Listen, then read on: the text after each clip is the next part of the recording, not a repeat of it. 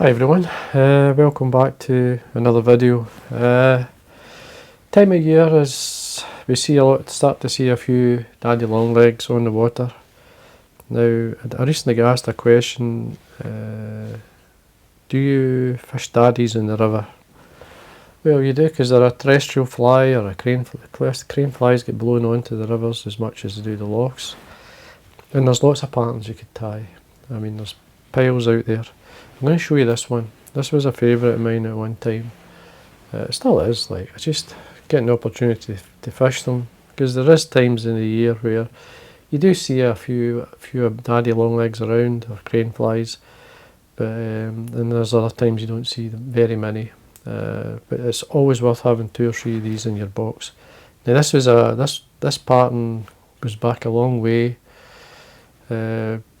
I tied, basically it's a long hackled dry fly, daddy longlegs or crane fly. Now you can tie these in obviously different sizes, smaller sizes. I purposely bought, I'll show you the swed chenille. I actually bought, if I remember right, it was about 3 packets of this brown, this one. Because of this colour, it's chocolate brown, and it was a Vernille chenille, it's a swed chenille. From Orvis, and I bought 2 or 3 packets. It was only £1.25, so that shows you how long ago this was. And what I normally do when I'm using it as a body in a dry fly, I coat it with wax. So this is my fly tires wax, this is vineyard wax. Just run it through it, and then what I normally do is I heat up the end to basically just get a nice taper and make sure it doesn't fall apart, swed chenille. It takes a lot to destroy this type of material, but anyway, just gives it a nice taper. Just heat the end of it with a lighter, and then I just trim it off, tie it on. Now you've got to heat it up once. I'll show you, but I'll melt the end just to show you what it tapers out, and it's there. If you want to bring it back to its natural sort of, obviously allow the wax to soak into the chenille, just heat it up, and you see it coming back.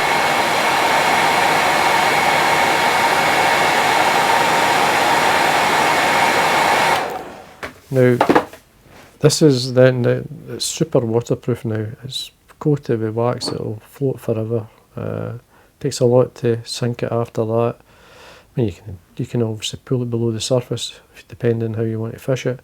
But if you're fishing as a dry fly, this just makes it float extremely well. So anyway, I'll show you how to tie this fly. Now there's 2 or 3 versions. This one's got the grizzle hackle at the back. Now when you're tying long hackle dries, you basically use another hackle to give the impression of the wing. In this case I use grizzle and a brown in front, cree and brown at the front, which is a cree hackle. There's lots of, I'm just using up some of the large grizzle hackles I have in a saddle, so I'm using that at the back. So I'll show you how to tie. It's very quick. It's dead easy to tie. So hook choice. Now that's totally up to yourself what hook you like. I'm going to show you the one I'm using. On catch and release I like a barbless hook. In the dry fly, in the detached bodied version like this, I like to use a Czech Nymph hook. Even though it's not designed for dry flies, it still can be fished as a dry fly hook. You've seen me use it many times, and it's a great hook for it. I like it. So you always get a preference to a hook, and especially if you're using barbless in this style, I do like. Now this is a size 12. It's quite a big hook. You could go a 10 even if you want. I would say the 10 is quite big, but in the lochs you may want it. It's entirely up to yourself. But if you're going to be using a barbed version, a good hook would be the short shank special size. I would probably go a size 10, because that would give them the same impression, same size looking as this. So lots of hooks out there. Please choose what you like. As I said, if it says dry fly on it, or it says nymph on it, you look at it and use it the way you feel. You'll be fine. So I say the thread I'm using is uni thread 80 in dark brown. You can use a tan colour thread as well.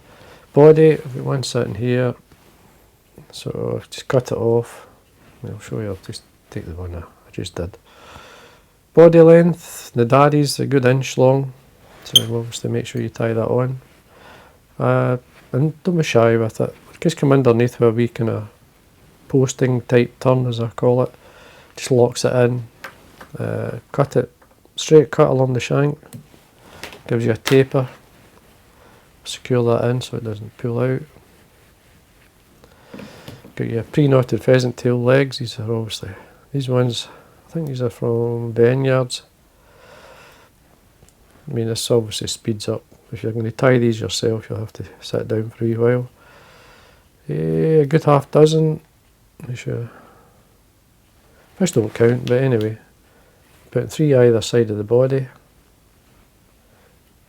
I usually come underneath the shank of the hook. Obviously want to see the length of the legs. Good length in the legs. Go around with 2 or 3 turns. Bring it up. See how they're going to sit first. You can encourage them to keep apart. You can basically bring your thread through. So I'll take that one through, that one there. That one. Again, you can just put your thread through. And there's nothing wrong with leaving these, because again these can give the impression of the legs and help it. It's a big spider. I did tie a spider pattern doing that, but I'll just take these out. So that's your legs on, secure in the ends. Bring your thread back down to the body. Now to give the impression of the wing, now you could put normal, say, hackle points in there. But I'm using up these large grizzle hackles in this case. Just catch it on. Show you back your thread. Now this is just to give the impression of the wing. So you want maybe 3 or 4 turns, you want to be able to see it. Screw it in. And don't be shy with the length. Good long hackle. I mean, you could go even longer than this sometimes. You want it to move, so you do. You want it to basically catch the wind. You want it to collapse, meaning when you cast this on the water, the surface film will push up these long fibres, give the fly more support. Now for the front hackle, I'm just going to tie in. It's just a ginger cock hackle. You could use saddles, you could use whatever you have. These are just an Indian neck, cock neck, nice colour. Good colour to use with the furnace as well. This is just a nice sort of medium red or brown or dark ginger. There's lots of colours they give these hackles. Screw it in, and then again you could fold the hackle a wee bit, just so when you wind this, you're doubling the hackle up. You wind it on the edge, so it's nice straight turn. I'm just going to use up the hackle all the way down, nice and tight. Catch it on, fold the back of the tip, break it off. Don't be shy with head. Finish off just quick, like a varnish onto the thread, and then whip finish. Now you can tie these different sizes for representing hoppers or whatever. If you want to go smaller, and even change the colour. I mean, it could be orange, it could be even olive. Olive is quite a good colour, I liked it. You can actually use like a yellow and colour it up with a pen, just to get different colours. As I say, it's up to yourself, there's lots of methods. Now I'm going to show you what the fly looks like. If you imagine the wind blowing or you're casting it, it's going to sit up. So when this hits the water, it's going to basically collapse the hackle, push the hackle up. So if I'll show you what it looks like. So basically it comes up just like this. And I encourage that. So I do.